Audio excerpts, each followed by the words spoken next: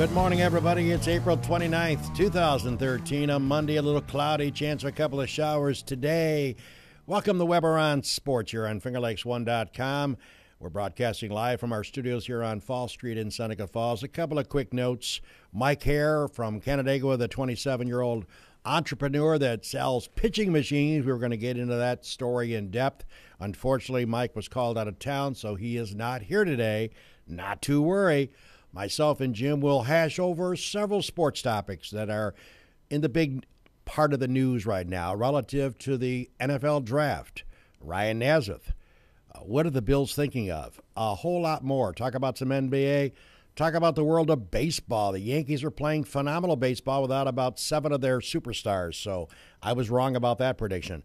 But I must tell you, today is a special day for my family. It is, yes, my birthday. No big deal. You don't have to leave any gifts here at FingerLakes1.com. I'll tell you, I turned 68 today. 6'8", baby.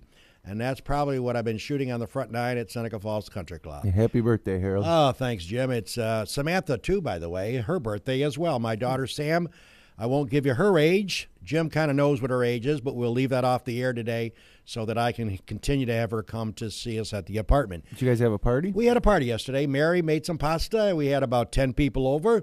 We had a wonderful time. Got some nice Bermuda shorts, a couple of nice shirts, gift certificate. So I did very well. So happy birthday goes out to my daughter, Samantha, who celebrates her birthday like her dad today. And we are glad to be here, glad to have you alongside. Again, we want to get into some of the topics. The big topic, I think, has to be with Jim Syracuse Orangeman.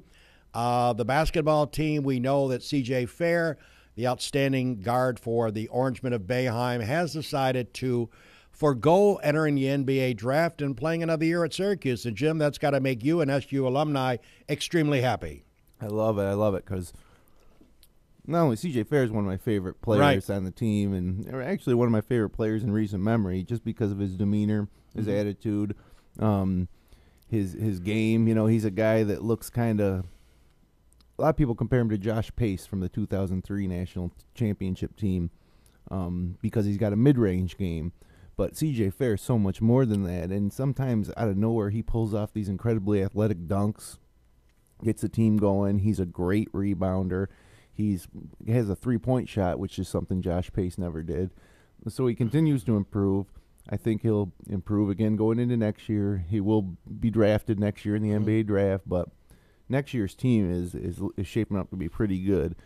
I'll run through the kind of the roster.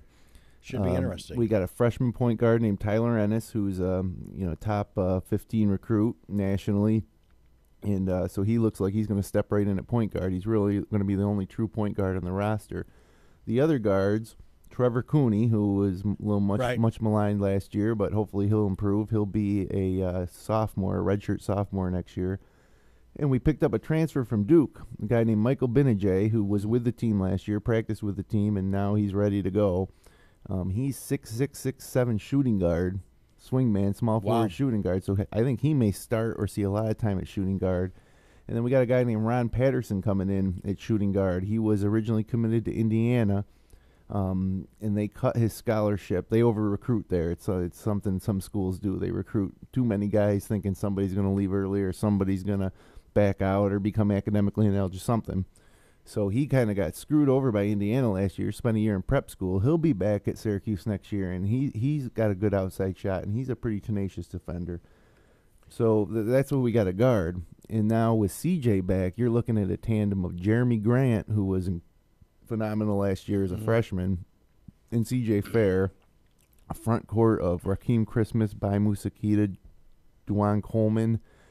And then we got a guy named Tyler Roberson coming in, who's a freshman, who's supposed to be a phenomenal rebounder, should make an immediate impact. And we got another guy named B.J. Johnson, a shooting guard, and a guy out of Bishop Kearney named Chinoso Aboku, who may redshirt next year because it's so crowded up there. So I don't know, Harold. I think next year is going to be a great year. Preseason top 5 type of season.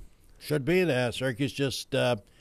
Let me see. They don't rebuild. They just reboot up, and they certainly have got themselves always a top-flight roster. Again, Syracuse is one of the few universities that plays college basketball. Their football program isn't quite to that mark yet, not even close. But their basketball program, as I said many times on the show, I can criticize Boeheim and all the wins he's got because he plays a lot of those easy baby wins. But in all honesty, Syracuse is on the map of being the top 8 to top 10 schools that get the best thoroughbreds out there around the world, not just in this country. But people around the world want to come and play basketball at Syracuse, and that's quite a testimony to where that program has gone to. Yeah, absolutely. It's the Carrier Dome. Yep. I think TV coverage. Yeah, legendary coach. Yep. You get to play for a guy with 900 wins, second, which next year, while we're talking basketball, Syracuse's first year in the ACC, which is another reason I'm just rejoicing that CJ is going to be coming back because we want to win the ACC in our first year. We don't want to go in there and finish middle of the pack. We want to make a statement right off the bat. And along with that, the schedule was released. Very favorable for Syracuse. Duke is playing in the Dome, and then we play them in Cameron, which is going to be incredible because you got the two winningest coaches in NCAA basketball history will face off twice next year. And then you got North Carolina coming to the Dome. I think Clemson's coming to the Dome, Florida State maybe, and then we got our handful of away games, some new games, teams like Miami, and NC State and Wake Forest. So it's going to be a lot different next year. But because CJ's back, right, it's I hold high hopes for taking home an ACC title. But what's really going to hurt is next year when it gets to conference tournament time and we don't go to Madison Square Garden, we go to Greensboro or Atlanta or wherever they're having it. So it's amazing. So let's talk about Syracuse. Stay on that topic. One of the people predicted to be Ryan Naismith, the starting quarterback for obviously the Orange now, is heading to the pros. The conjecture was about all the purists, and again, Jim is like myself, spends a lot of time on his smartphone, and I spent a lot of time on ESPN Sports Center watching the pre-draft analysis of the so-called kids that were going to get drafted. And Ryan Naismith was really weird about this kid. There was a certain percentage of purists that look at the stuff and determine where you should be drafted. Some had him non-drafted, believe it or not. Didn't think he would get drafted. There was a certain percentage thought he wasn't good enough. There was a certain percentage that thought he would go in the second or third round. And then there was a few people that said he might go in the first round. Well, he went 115th, and I believe it was the fourth round. Tommy Coughlin, Giants, took him in the fourth round. I think he was the 115th pick. He will be now behind the likes of Eli Manning. And Jim, on the surface of it, you being an SU follower, much more intense than I am, that I would ever think of being. One has to wonder about that. I'm not so sure. I don't know. It's hard to say.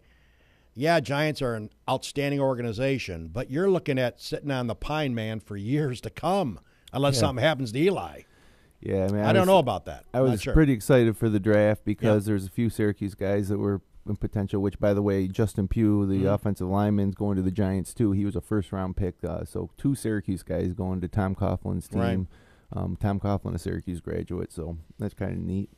And Justin Pugh, before I talk about Nassib, is a Philadelphia native. So when Coughlin called him, he's like, you're going to have to get rid of all that Philadelphia Eagle gear. And Pugh said, yeah, it's all Syracuse and Giants stuff now. So I like that. But, the first round of the draft was full of linemen, guys you don't really know too well. It was kind of boring. And then when I saw the Bills traded down from 6 to 16, I said, well, this is going to be that 16th pick. Marone's going to take Nassib. And it came, and they took E.J. Manuel. Who? Yeah. I got to be honest with you, folks, and I know that I'm over the top on opinions. With all due respect to E.J. Manuel, I've watched him play. He's obviously the quarterback at Florida State. A decent player. But, ladies and gentlemen, like I say, I spend most of my life working the thruway, doing this job, playing some golf, and watching SportsCenter. He was not mentioned by any of the so-called experts, and I'm talking hundreds of experts. If you go online and look at people's opinions on the draft, people who follow this every second of the day, E.J. Manuel was never mentioned. You know who was mentioned? Ryan Naismith, Geno Smith, and Matt Barkley. E.J. Manuel never got a call. He was waiting for a table for his reservation. the Bills pick him in the first round. Now, the likes of Russ Brandon, who now takes control of the team, Ralph Wilson indoctrinated him, ordained him as the leader of the Bills organization. Buddy Nix, who I've yet figured out why he's still on the payroll. I've been telling you that for years. And thirdly, Doug Marrone, the new coach, you would have thought they would have made a better pick than E.J. Manuel. What does E.J. Manuel bring? I'm not so sure. Well, he's big. He's the prototypical NFL quarterback now. People like the 6'3" guy, the 6'4" guy who weighs 250. Looks more like a linebacker than a quarterback. But a lot of people are talking about E.J. Manuel, not intelligence-wise, but one of the knocks on him is that he doesn't make the reads fast enough, and it's going to take him a little bit of time. So if you're a Bills fan, you're probably looking at Kevin Cobb this year. I don't know. I don't get it. You got 13 years without a playoff spot. You got 8 years in a row with a losing record. And with all due respect, I know I'm a Bills hater. I admit that. They have done nothing in my mind to make that team any better. If anything, they've made them worse against their competition. So I have to give them, 4 stars down on that pick. I have yet figured out what was in their brain trust, because you assume it was Nix, Brandon, and Marrone making that call, the three of them together, deciding who to pick in the first round. And my Lord, I really draw a name out of a hat, let alone picking this guy. I think with Manuel, that they're looking at the ceiling. He's got a higher ceiling where Nassib might be more ready to step in now, but maybe Manuel has a higher ceiling. Another interesting pick the Bills made was they picked up Robert Woods from USC. Like him. Yeah, which will help any quarterback, I suppose. But and Woods was also a guy who, I think it was second round he went. Yeah. If he came out last year, he may have been first round. Which is outstanding receiver. Yeah, so I think, I don't know, we'll have to see. I don't think we're going to see much Emmanuel this year. I think it'll be Kevin Cobb in Buffalo. And as for the Giants and Nassib, they got Eli Manning, who's 31 years old. They've got David Carr, who they signed to an extension as the backup. Right. So I don't know. It doesn't make sense. Why the Giants? The Giants are my favorite team, so I'm always happy when they take Syracuse guys going back to when they took Joe Morris. Right. Oh yeah. But I was a little disappointed. I almost wanted Nassib to go to the Jets instead of Geno Smith, who went to the Jets, because I thought that that might give him a chance to get on the field. But the NFL's weird. Tom Brady was a 6th round draft pick. Yeah. And, Nassib might not be on the Giants 3-4 years from now. Or maybe, Eli Manning gets hurt. You never know. It's, I wish him the best of luck, though. Yep. I really appreciate what Ryan Nassib did for our program when he was there. There was a guy that came into Syracuse, and he wasn't in the top 5 quarterback prospects, draft picks, and he worked his way up and started for 3 years and led us to 2 Pinstripe Bowl championships. So I've got a soft spot in my heart for Ryan Nassib. He doesn't have the star power of Donovan McNabb, or Don McPherson, but he was really good for us, and I hope he does well in the NFL. It's going to be interesting. This is Weber on Sports here on a Monday, the 29th of April, 2013. Well, by the way, the Toronto Blue Jays, let's switch to baseball. The Toronto Blue Jays spent $1 zillion to improve that team across the border. Their payroll is one of the highest, top 3 in all of Major League Baseball. They really dug down and spent a ton of money, bringing the likes of R.A. Dickey from the Mets and a host of others. And everybody thought they were going to run away and hide in the American League East. They may still. But the last time I looked, I think they're like 8 games out in the American League East. They're playing like pigs. The Yankees just swept them 4 straight, and you have to wonder, yes, it's only end of April, but Jim, the ownership of the Toronto Blue Jays, got to be scratching their heads. They doled out mega bucks to improve that squad, and they have looked like anything like a contender at this point. And I know it's early. If you take the AL East standings as they stand now and flip them upside down, that's what the predictions were. Yeah. So, you got Toronto was predicted to come in first. They're in last. Tampa Bay was maybe second. They're in second to last. And Baltimore, and then Boston, who everybody thought was going to be terrible, is in first. And the Yankees are right there. Who it's hard to understand. And they lost. Cervelli broke his hand. And everybody seems to be injured, from Jeter to Cervelli to Phil Hughes. And Teixeira, A-Rod. You got all these players that are superstars that'll eventually get back in the lineup. They're saying that Teixeira and Granderson may come back in a couple of weeks. Yeah, Both well, of them. they'll need those guys. I mean, and a lot of times when you look at standings in April in baseball, it True. doesn't matter. You got to wait till end of May, June before it. So I think things will shake out by then. I think Boston won't be in first come June 1st, and I don't think the Yankees can continue playing. I gotta say, Vernon Wells has come up with some timely home runs. Yeah, he used to play with Toronto. Hafner for Cleveland. He's hitting the ball out of the ballpark. Got a big hit, I believe, a couple days ago when I watched part of it. So really, the Yankees are surprising yours truly. I thought they would fumble, bumble, stumble throughout the season without all those players. You don't know about A-Rod when he's ever coming back. You don't know. But certainly you get him back in the lineup. You get Teixeira back in. You get Granderson back in. You get Jeter, who's due in now at the end of All-Star. At the end of the All-Star break, he's expected to return to play baseball for the Pinstripers. But give credit. If you're a Yankee fan, you got to be smiling. Nobody thought they would play this well, this early, without their main cogs. We're not talking about one main cog of their machine. We're talking 4 or 5 of them. And Brad Jones, who I'll be playing golf with in a little bit, he's still playing golf. Jim, he's got his new clubs, and he is still talking. Other than hitting the ball, he talks between shots, and he is a gamer. And I had the chance to play with him and John King like I do about every time we play. Well, let's take a word from our sponsors. Come back and hear how you did yesterday. Yes. You look pretty happy when you came up. Well, 18 yeah. I bought a new pair of slacks last night on the money I won. But this is Weber on Sports on a Monday, the 29th of April. Let's hear from our great sponsors. And also we'll talk about where's Danica Patrick in a few minutes.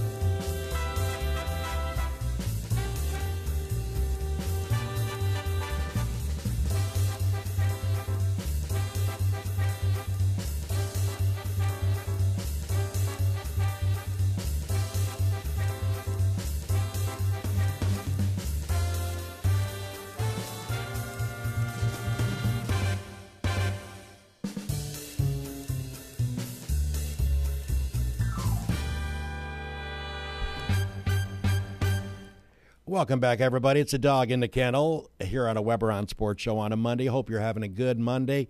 As we get ready, let's talk a little bit about the world of Brad Jones. And believe me, he's in his own world.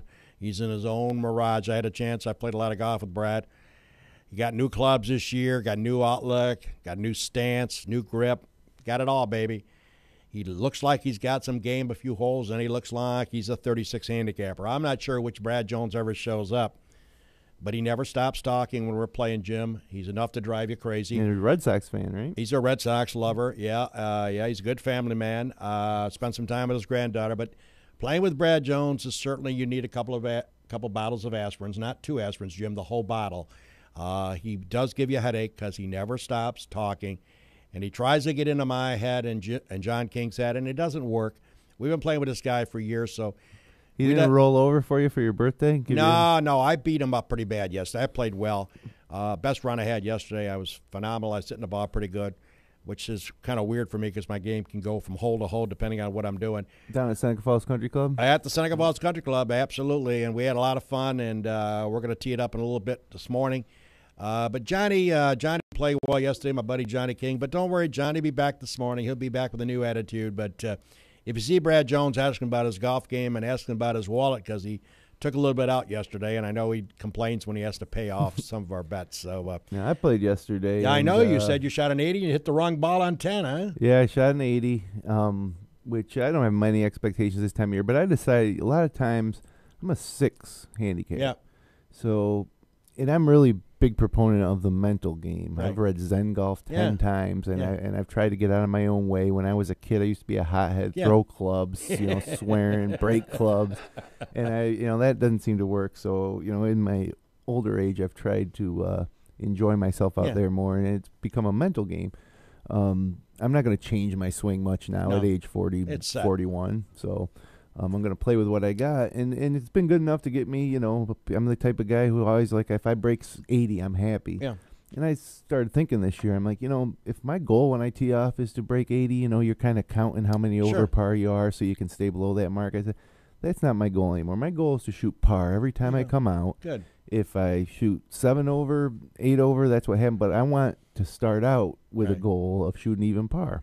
So I shot 37 on the front. Nice. And I'm like, okay, I'm feeling good. And the last time I played the back at Seneca Falls, I shot a 34. So I didn't know if I was going to do that. But I was right around par, right where I wanted to be, feeling good. And I hit a tee shot on 10 into the left rough. And one of my playing partners who plays the same ball as me, although they're marked different, hit his further left of mine, and I thought it was on the other side of the cart path. So we drive up, I see one ball in the rough, and they start looking on the other side of the cart path for my playing partner's ball. And so I walk up, I look down, there's my title. It's a Titleist. Right. You can see the tee, but you can't see where I mark it. And I just assumed it was my ball. Ooh. I hit it on the green. I had a 15-foot birdie putt, but it wasn't my ball. So 2 shots. Yep. So I had to go play my other ball. I made par on that, which ended up being a double bogey. Wow. And then going back to the mental game on the 11th hole, I doubled that too because I was still a little upset off of what happened. So, but regardless, it was a great day out there, a great morning. I might have set the record the other day. When was it? I can't remember how days go by so fast. It was a sunny day, and I had my sunglasses. I never play with sunglasses, but I tried them. And I was hitting the ball pretty good with the sunglasses, and I got on the 7th hole, the par 3 down the hill, and I can't recall this little wood club. I don't know, it's 175 yards, I guess, or 180.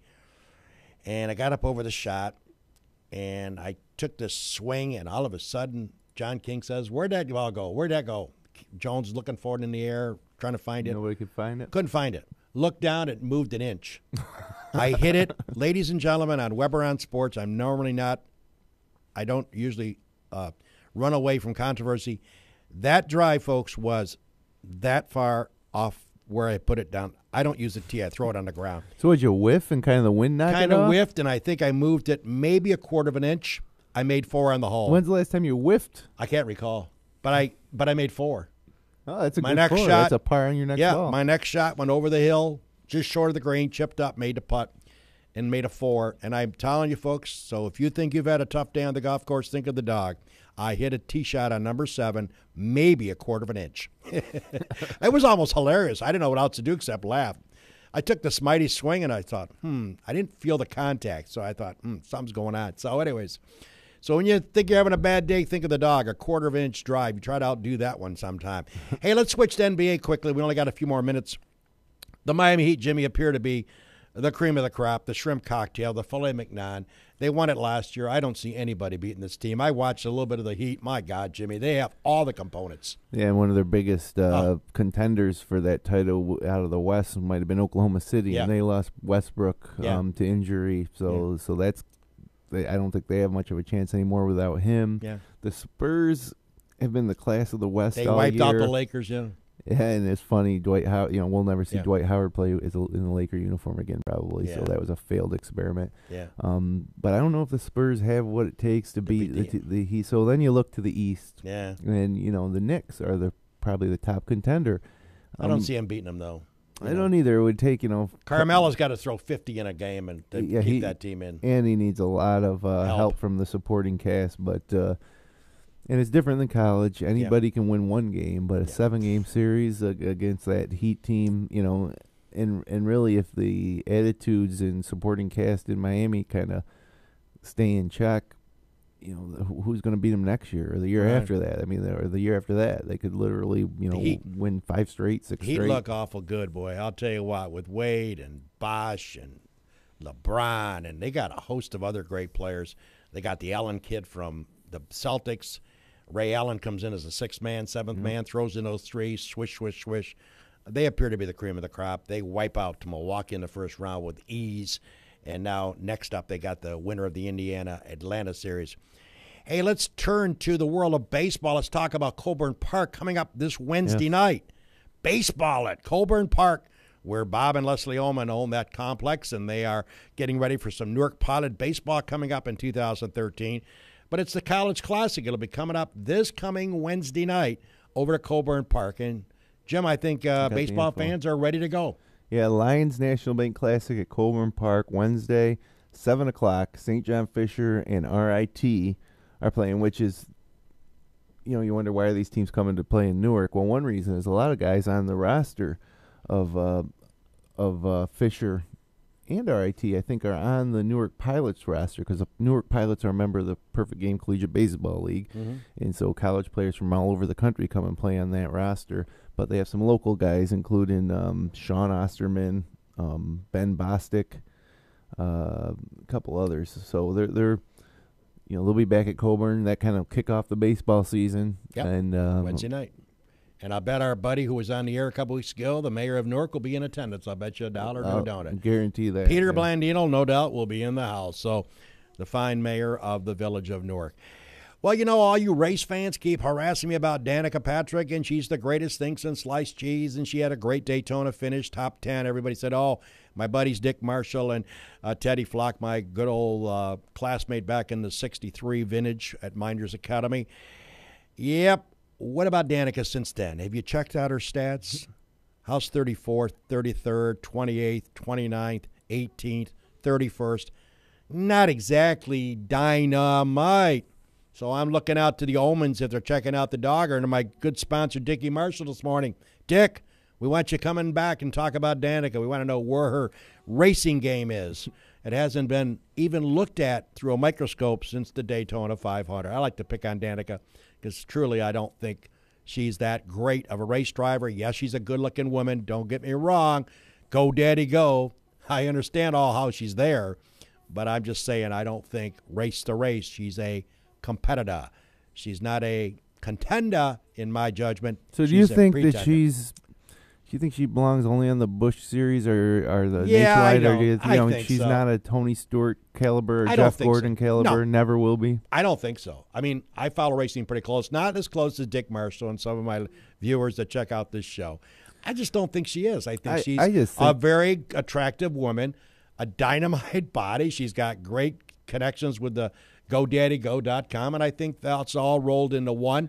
It's more of a PR stunt to me anyways. She used to drive Indy cars, though. Yeah, how I hard know. That's got to be. Yeah, I don't know. I'm not sold on her. But the only way you do it in this world, in NASCAR or any sport, is win. Yeah. So if she wins, that'll change. If not, then that'll be the thought. She had the pull at Daytona, and what, she come in third or fifth or something? Yeah, she top 10. Yeah, she top 10. She did good. Which is good. good, but, you got to win. You want to be in the race for the cup at the end of the year, the chase for the cup at the end of the year.